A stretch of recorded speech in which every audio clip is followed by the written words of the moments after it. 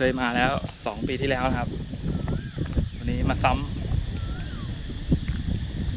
อีกรอบยิ้ว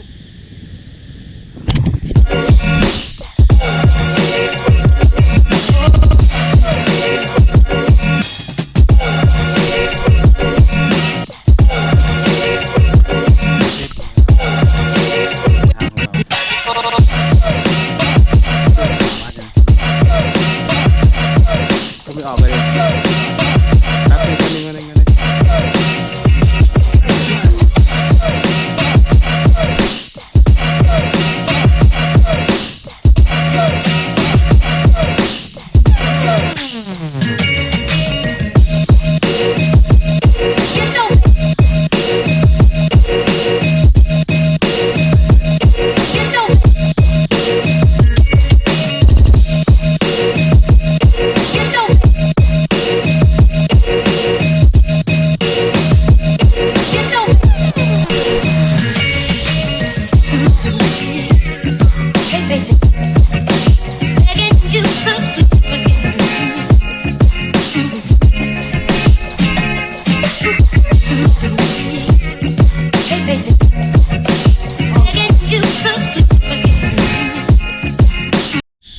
วันนี้เราก็อยู่ในตึกนะครับตึกข้างๆเรามาจากตึก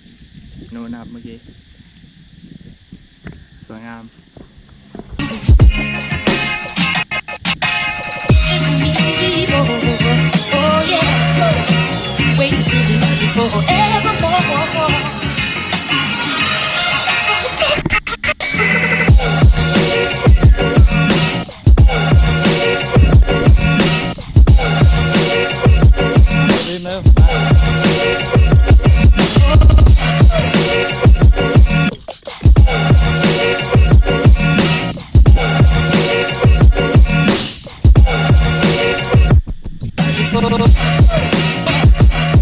เราก็อยู่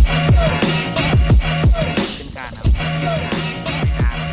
อะไรแม่งก็มันอยู่ดีก็มาจอบเพื่ออะไรข้างล่างของคือวิวดีแต่ผมไม่กล้าลุกเป็นเสียวเป็นไรลุกขึ้นมาวืบแล้วมันเดินต่อไม่ได้นั่งนิ่งตรงนี้มาครึ่งชั่วโมงอะไรเสียวบอกตรงเลยเสียวปอดกับความสูงแล้วเป็นอะไรไม่รู้ช่วงนี้ถ้ากลับไปโดดมันกี้จำไม่รู้ว่าจะกล้าหรือเปล่าตอนนี้น่าจะไม่กล้าหรอกยกเว้นจะมีคนผลักลงไปน่าจะได้อยู่ท่านี้น่าจะไม่ไหวเดี๋ยว